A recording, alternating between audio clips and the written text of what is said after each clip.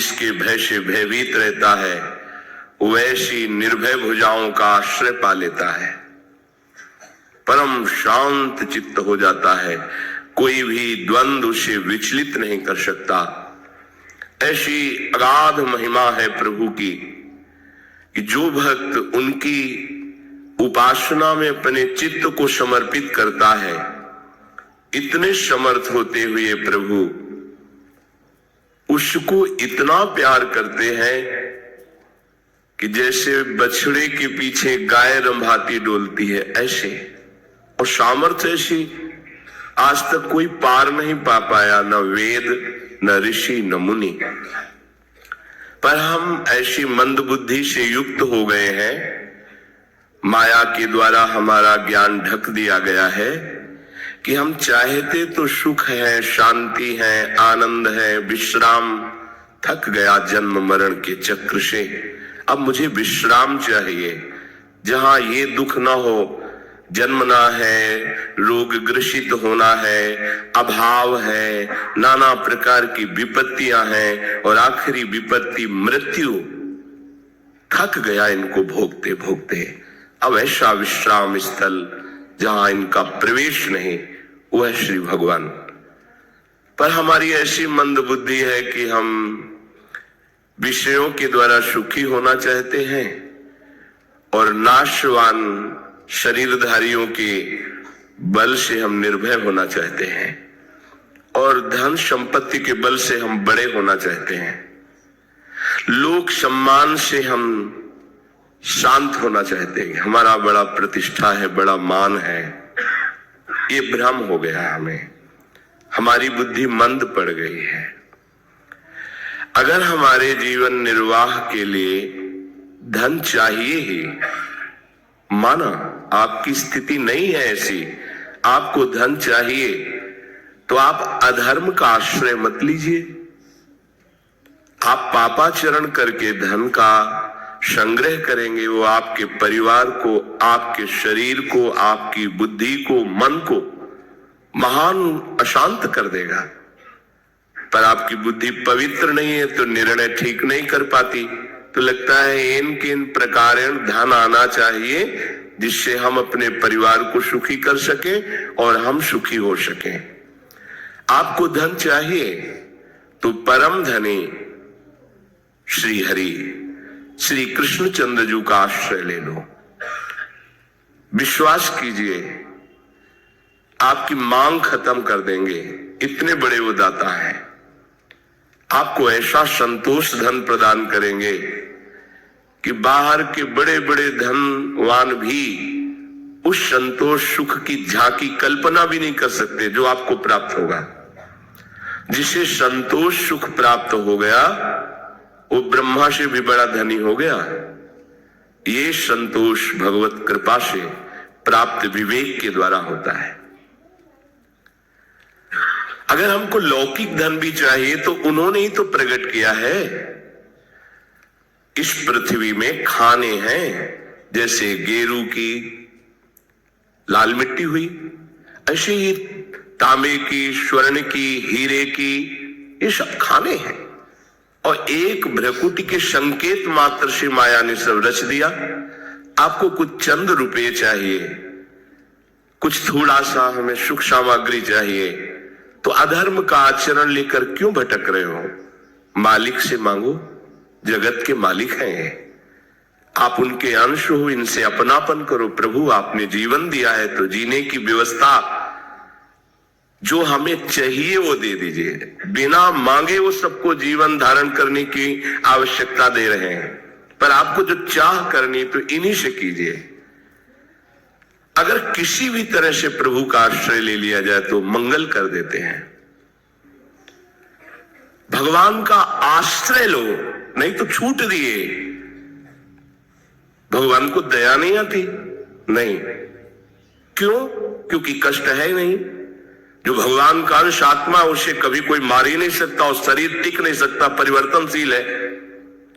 उनकी दृष्टि में कोई दुख नहीं है। तुम्हारी दृष्टि में दुख, अगर निवृत्त करना चाहते हो दुख और भय को, तो पुकारो भगवान को, दूसरा उपाय नहीं। ये जो दूसरा उपाय लेते हो वो दुख ही है। दुख से दुख की निवृत्ति नहीं हो सकती। अगर हमें दुख से निवृत्ति, संकट से निवृत्ति पानी है तो श्री भगवान की। अश्वत्थामा को जब पांडवों ने निस्तेज कर दिया तो ब्रह्म ऋषि की संतान है, भले वो धनुर्वेद ज्ञाता है पर है तो ब्रह्म ऋषि। तो ब्राह्मणत्व से संपन्न और ब्रह्मास्त्र का ज्ञाता, उसने सोचा अब कुछ भी हो इनके वंश का ही नाश कर देंगे। कर सकता था, अगर भगवान का आश्रय हो तो निश्चित कर सकता था, क्योंकि उसमें ब्रह्म तेज भी विद्यमान था और ब्रह्मास्त्र का भी ज्ञाता था। तो उसने 5 बाण ब्रह्मास्त्र से संधान करके पांडवों के ऊपर छोड़े और 1 बाण ब्रह्मास्त्र से संधान करके उत्तरा के गर्भ में वंश निर्वीच कर दूंगा, ऐसा उसने संकल्प किया। ये अमोघ अस्त्र है ब्रह्मास्त्र, इसे कोई काट नहीं सकता। जैसे नारायणास्त्र है, कोई नहीं काट सकता। ये सब अमोघ दिव्यास्त्र हैं, ये भगवत स्वरूप है। अब तो इनके धारण करने की हम जहां हैं वहां हैं, क्योंकि जब सब जगह है तो यहां भी है, सब में है तो हम में भी है, सबके हैं तो हमारे भी है। सर्वशक्तिमान है, वो सब कुछ कर सकते हैं। पाहि पाहि महायोगिन देव देव जगतपते, नान्यम त्वद भयम पश्ये यत्र मृत्यु परस्परम। बड़ी सुंदर बात कही। त्राहिमाम प्रभु त्राहिमाम, मेरी रक्षा कीजिए, क्योंकि आपके अतिरिक्त त्रिभुवन में कोई ऐसा नहीं जो मेरी रक्षा कर सके। ये बात किसी विशेष भक्त के हृदय में आती है। ये बात द्रौपदी के भी हृदय में नहीं आई थी। केवल प्रभु का आश्रय नहीं लिया था उन्होंने, 5 पतियों का आश्रय लिया था, सभा में बैठे धर्मात्माओं का आश्रय लिया था, अपनी भुजाओं का आश्रय लिया था, अपने दांत का आश्रय लिया था, केवल प्रभु का। कोई भी विपत्ति आते ही सीधे हरि शरणम। अगर तुम्हारा कुछ बिगाड़ ले तो हमें बताना, कहीं भी कोई भी विपत्ति हो।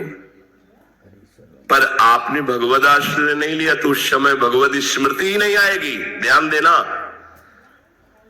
ये सिद्ध सूत्र है, हरि स्मृति सर्व विपद विमोक्षणम। जहां तुम्हें कोई नहीं बचा सकता विपत्ति से, वहां मेरे हरि बचा लेंगे। हम कह रहे परीक्षा करके देखो, अगर तुम्हें असत्य लगे तो हमें बताना, पर कोई अन्य आश्रय न रखना। जब कोई विपत्ति आए तो सीधे हरि को पुकारना और हृदय से पुकारना, आर्त भाव से पुकारना, क्योंकि भगवान तक आवाज पहुंचती है भाव। भाव पूरी टेर ही करती मुझे लाचार है। भाव बिन सुनी पुकारे मैं कभी सुनता नहीं। स्पष्ट समझ लीजिए, भाव पूरी टेर ही करती मुझे लाचार है। भाव का भूखा हूं मैं और भाव ही एक सार है। भाव से मुझको भजे तो भाव से भी। ये हम कहानी नहीं सुना रहे आपको, ये सब सत्य विषय है। जीवन में आप भी अनुभव करके देखो, भगवान कोई कहानी नहीं है, त्रिकाल सत्य सच्चिदानंद है, अभी है, इसी क्षण है, हमारे समीप है, हमारे हृदय में, हमारे प्यारे हैं, लाडीले हैं। प्रभु नान्यम त्वद भयम पश्ये यत्र मृत्यु परस्परम। यहां हम किससे सहयोग मांगे? सब मृत्यु से भयभीत है, कोई मृत्यु पर विजय प्राप्त नहीं कर सकता, तो इनसे हम आश्रय क्या लें इनसे कि हमारी रक्षा कर लेंगे? खुद मरने वाले हैं, आज नहीं तो कल। समय ऐसे जाता है ऐसे। बोले कितने साल के हो? बोले 50 वर्ष, 60 वर्ष के हो गए। 60 वर्ष व्यतीत हो गए, आपको पता चला अब भी वही कामना, अब भी वही वासना, अब भी वही जीने की चाह। जीना क्यों चाहते हो? क्योंकि मैं भोग भोगना चाहता हूं। भोगना क्यों चाहते हो? क्योंकि सुखी होना चाहता हूं। तो अभी तक भोग कर सुखी नहीं हुए तो आप क्या होलोगे? अब तो 60 के होने जा रहे हो, 70 के हो गए, इसके बाद राधे राधे। प्रभु पश्ये यत्र मृत्यु परस्परम, सब जितने हैं परस्पर मृत्यु से भयभीत, इनका क्या मैं आश्रय लूं? इसलिए हे नाथ, मुझे भले मृत्यु प्राप्त हो जाए पर मेरे गर्भस्थ शिशु की आप रक्षा कर लो। भगवान का एक नाम है भक्त वत्सल और भगवान का एक नाम है कर्तुम अकर्तुम अन्यथा कर्तुम सर्व समर्था सा ईश्वरा। करने वाली बात हो जाएगी, जो बिल्कुल नहीं होने वाली वो भी बात हो जाएगी, जो किसी भी तरह से नहीं होने वाली वो भी बात हो जाएगी। कर्तुम अकर्तुम अन्यथा कर्तुम सर्व समर्था सा ईश्वरा। उपधार्य वचस्तस्या भगवान भक्तवत्सलः अपांडवमिदं कर्तुम द्रोणेरस्त्रमबुध्यत। पांडवों से हीन कर दूंगा, निर्वीज कर दूंगा इस पृथ्वी को, ऐसा संकल्प करके घोर ब्रह्मास्त्र का संधान अश्वत्थामा ने किया था। पर भक्तवत्सल भगवान तुरंत सुदर्शन चक्र को आज्ञा करी, ब्रह्मास्त्र के तेज को शांत कर दो। भगवान का निज पार्षद सुदर्शन चक्र, जिसका त्रिभुवन में कोई जोड़ नहीं, सिर्फ भगवान, दूसरा कोई नहीं उसे शांत कर सके। सुदर्शन जी को कोई शांत कर दे, किसी में सामर्थ्य नहीं। भगवान लीला विहारी हैं, ये उन्हीं के दिव्य अस्त्र, उन्हीं के स्वरूप है। ब्रह्मास्त्र को एक क्षण में शांत किया, जो 5 ब्रह्मास्त्र पांडवों की तरफ आ रहे थे, और गर्भस्थ शिशु की रक्षा के लिए सुदर्शन को आदेश नहीं किया। आप तत्काल कवच बन करके गर्भस्थ शिशु को ऐसे अंदर प्रवेश, भगवान के लिए कोई कठिन कार्य थोड़ी है। हृदय से गर्भ में आ गए और गर्भस्थ शिशु का कवच बन गए, तो ब्रह्मास्त्र क्या भगवान के श्रीअंग का स्पर्श कर सकता है क्या? नहीं, भगवान के श्रीअंग के तेज से तत्काल शांत हो गया, अंतर ध्यान हो गया। उसी गर्भस्थ शिशु को वहीं श्री कृष्ण का साक्षात्कार होता है। जब वो बाहर प्रकट होते हैं तो उनका नाम परीक्षित रखा जाता है। वही समय परीक्षा, जिसको मैंने गर्भ में देखा वो कहाँ है, कौन है, कौन है? आपको अगर कष्ट निवृत्ति चाहिए तो इनसे बड़ा कौन होगा जो आपको बचा? यहां कौन बचा सकता था? उत्तरा के गर्भ की कोई रक्षा कर सकता था क्या ब्रह्मास्त्र से? नहीं। पर श्री भगवान, कुंती जी आई हाथ जोड़कर खड़ी हुई, भगवान हम आपसे एक वरदान चाहती हैं। क्या? तो कहा विपदा शंतुना शश्वत तत्र तत्र जगद्गुरु भवतो दर्शनम यत्स्याद पुनर्भव दर्शनम।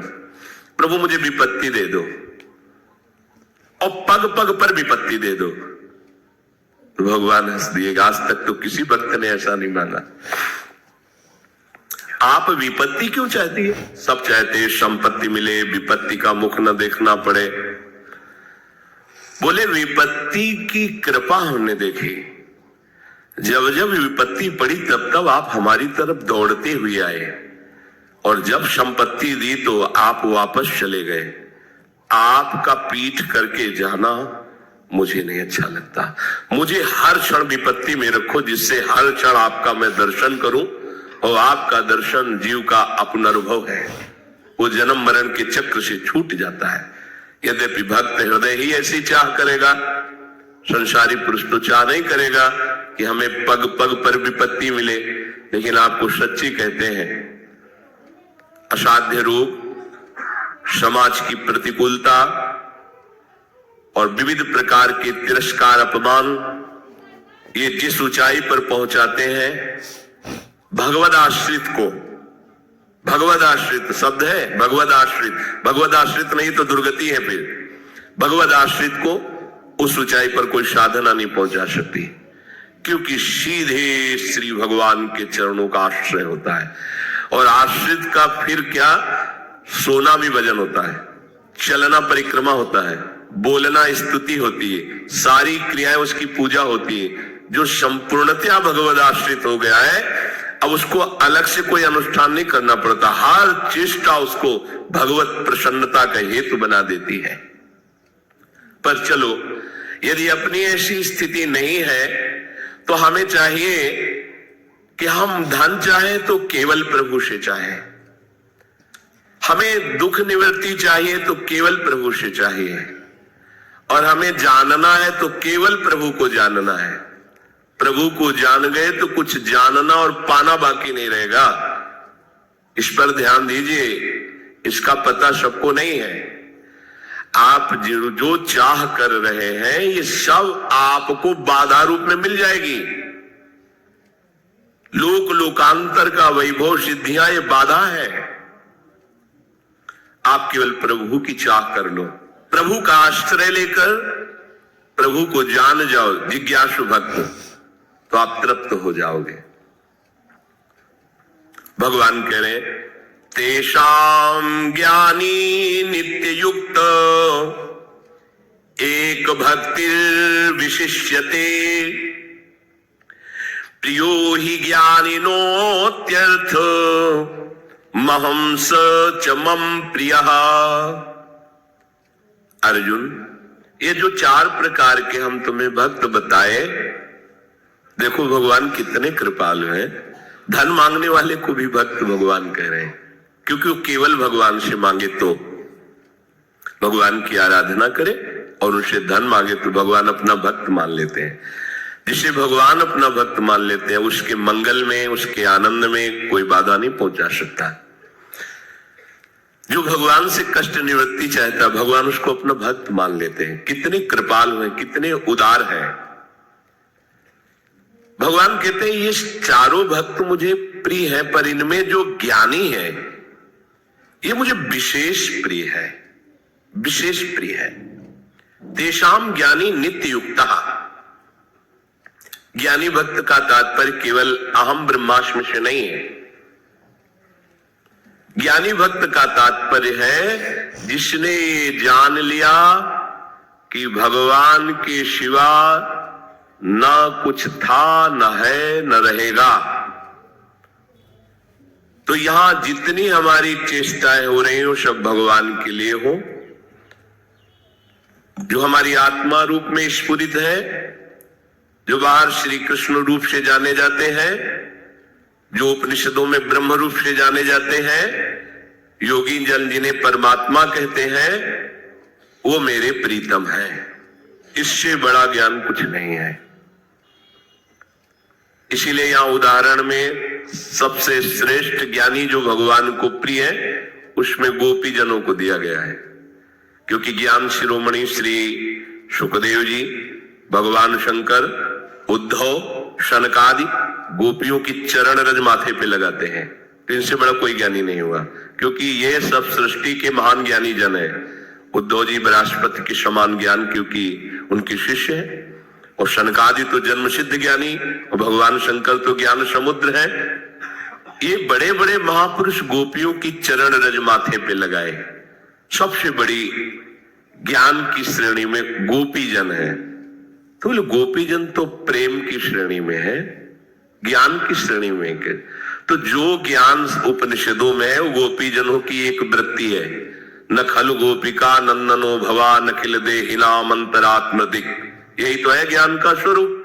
सर्वम खलमिदम ब्रह्म, तो कह रहे न खलु गोपिका नंदनो भवा नखिल देहिनाम अंतरात्म। ये ज्ञान है, और इस ज्ञान में स्थित होते हुए या दोहने अवहनने मथनोपलेप प्रेंखेंकनार्भरुदितो क्षणमार्जनादो गायन्ति चैनमनुरक्त धियो श्रुकंठयो धन्या ब्रजस्त्रियः उर्क्रम चित्तयानाः। ये गोपियां परम धन्य है। देखो इनकी दिनचर्या, ये गौओं का दूध दूहते समय, धान कूटते समय, दही मत्ते समय, आंगन लीपते समय, बालकों का पालन पोषण करते समय, जितनी भी सेवाएं गृहस्थी की है सब ये कर रही है। पर इनका चित्त श्री कृष्ण में लगा हुआ है और वाणी से नाम कीर्तन कर रहे, गुण कीर्तन कर रहे। ये है सबसे बड़े ज्ञानी का लक्षण। आज अपने लोग थोड़ा ज्ञान प्राप्त कर लेते हैं तो बोले मूर्ति पूजा निषेध, ये ठाकुर जो साकार रूप लिए हुए हैं मायाकृत है। ज्ञान क्या प्राप्त हुआ? अगर आपको वास्तविक ज्ञान है तो सर्वम खलमिदम ब्रह्म, तो निषेध क्या बचा इसमें? क्या ज्ञान हुआ? पर वो है अपने मन में ही ज्ञानी मान लेते हैं और फिर बोलने लगते हैं। असली ज्ञानी कौन? जो आत्मस्वरूप में भी प्रभु को देख रहा है और प्रीतम रूप में भी प्रभु को देख रहा है और सारी चेष्टाएं व्यवहार की करते हुए प्रभु का निरंतर नाम जप कर रहा है।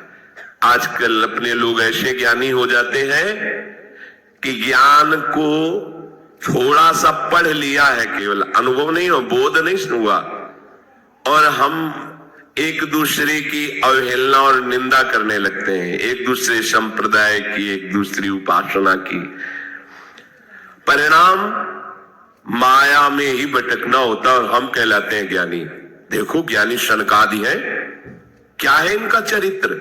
हरिशरणम निरंतर जपते हैं और भगवान की चर्चा परस्पर, चार महात्मा है, चारों भाई, कोई प्रवक्ता बन जाता है, 3 श्रोता बन जाते हैं, हर समय चलती रहती अखंड भगवान की गुण लीला का गायन, श्रवण और नाम कीर्तन।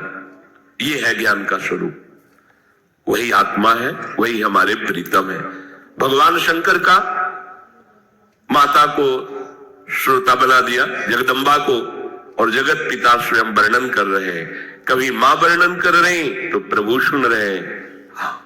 निरंतर नाम जप करते हुए जहां जहां भगवान की अवतार लीला की कथा होती, ये पहुंच जाते हैं भगवान शिव सुनने। आजकल हम ऐसे ज्ञानी हैं, भगवान की चर्चा निषेध, भगवान की पूजा निषेध, भगवान के अवतार को भी ना मानना, और हम ज्ञान वर्णन करते हैं। तो क्या होता है? फिर ये जो त्रिगुणात्मिका माया है फिर ऐसे भगवान बनने वालों को बता देती है कि नहीं तुम भगवान नहीं, भगवान तो कोई और है, बता देती है। हम ब्रह्माष्टमी, हाँ है, एक मार्ग है ऐसा, ये नहीं कि हम नहीं जानते वो मार्ग है। उस मार्ग में जब हम तन्मयता प्राप्त करते हैं तो तरंग समुद्र में लीन हो गई, ऐसे वो ब्रह्म स्वरूप हो गया। अब तरंग का नाम रूप नहीं बचा, खो दिया तो समुद्र हो गई। पर जब तक नाम रूप था तब तक तरंग ही है, समुद्र में ही खेल रही है। समुद्र ऐसी अनंत तरंगे पैदा करता है, एक भी तरंग में ऐसी ताकत नहीं कि समुद्र पैदा कर ले। हाँ, वो समुद्र ही है, जहां उसका नाम रूप खोया वो समुद्र में लीन हो गई। ये बात है आम ब्रह्माष्टमी की। आज तक कोई ऐसा महात्मा ब्रह्मबोध संपन्न नहीं हुआ कि मध्याह्न का सूर्य अंतर्ध्यान चंद्रमा प्रकट हो गया, बीच में रात्रि प्रकट कर दी। भागवती क्रम की तो बात जाने दो, प्रकृति के क्रम को कोई बदल दे ऐसा कोई पैदा नहीं हुआ। भगवान के समान सिर्फ भगवान है, उनका चिंतन करके हम उनमें लीन हो जाते हैं, इसलिए उनको भी भगवत स्वरूप ही कहते हैं। पर कोई भगवान के नाम को मिटा के, भगवान की सेवा को मिटा के, भगवान की रूप लीला को मिटा के अपना चरित्र गवावे, अपनी पूजा करवावे, अपना नाम जपवावे, अपने को भगवान साबित करना चाहे तो फिर माया कसौटी में कस लेगी, क्योंकि वो दूसरा पति नहीं स्वीकार करती है, वो अनन्य है। मायापति तो एकमात्र श्री हरि है। अगर दूसरा कोई पति बनना चाहेगा तो उसकी गति कर देती है, जिसके आगे दा और छोटा की मात्रा लग जाती है, अब पूरा समझ लो तो दुर्गति कर देती है बड़े बड़ों की। इसलिए ये बड़े बड़े सृष्टि के महात्मा जन जो ब्रह्मबोध संपन्न है वो भी हरि शरणम बोलते हैं। हे हरि मैं आपकी शरण में हूं, चाहे कोई भी हो। अगर हमारे प्रभु का भजन नहीं करता, देखो हमने देखा है ब्रह्मलीन संपन्न महापुरुषों को, जब उनको प्रणाम करो तो कहते हैं नारायणाय नारायणाय, और उनके प्रणाम करने की शिक्षा उन्हीं से मिली कि ओम नमो नारायणाय। स्वामी जी ओम नमो नारायणाय, वो कहते हैं नारायणाय ना, ये हरि का ही तो नाम लिवा है। आपस में मिलेंगे, हरि ओम, नाम भगवान का स्मरण करें, हरि ओम, ये नाम लेंगे। स्वामी जी ओम हरि बोले, हरि ओम, ओम हरि, ओम हरि, ओम प्रणव भगवान का नाम, हरि भगवान का नाम। कोई भी ज्ञानी कैसे भगवान के नाम की निंदा कर सकता है, कैसे भगवान की रूप सेवा का निषेध कर सकता है, कैसे भगवान की लीला गुण गायन के बिना जी सकता है। पूज्यपाद ब्रह्मलीन महामहिम श्री उड़िया बाबा जी महाराज जहां बैठते वहीं भगवत चर्चा शुरू करवाते। ऐसे यहां कथा हो रही, आप पद्मासन लगाए बैठे, रास हो रही, आप पद्मासन में बैठे। आज हम ऐसे ज्ञान प्राप्त कर लेते हैं कि भगवान का ही अस्तित्व मानना मना कर देते हैं। तो ये ज्ञान नहीं, भगवान यहां कह रहे कि तेषाम ज्ञानी नित्य युक्त एक भक्तिर विशिष्यते, वो ज्ञानी मुझे बहुत प्रिय है जो निरंतर मेरा स्मरण करता रहता है। भगवद स्मरण रहित जीवन अज्ञान ही है। अगर ज्ञानियों में किसी को अग्रणी कहा गया है तो श्री हनुमान जी महाराज के आगे शब्द पाया गया है, बुद्धिमताम वरिष्ठम, वरिष्ठम सबसे श्रेष्ठ, ज्ञानी नाम अग्रगण्यम।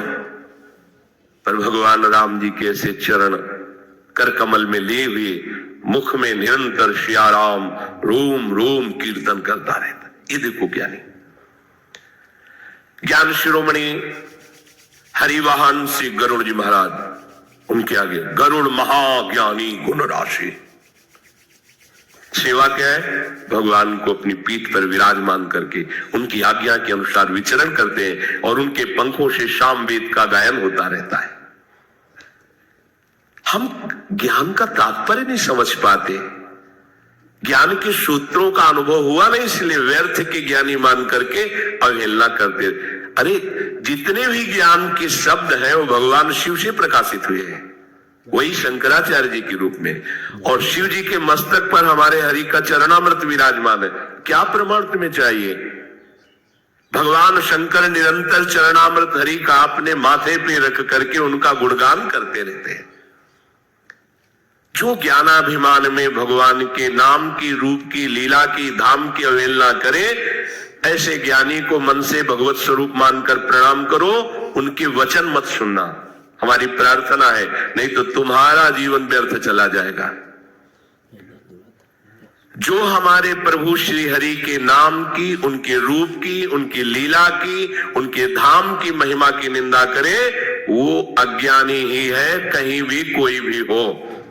क्योंकि जो ज्ञानी है उसके लिए तो निंदा का पात्र कोई बचता ही नहीं है, क्योंकि ज्ञान का स्वरूप ही है सर्वम खल्विदम ब्रह्म नेनानास्ति किंचन।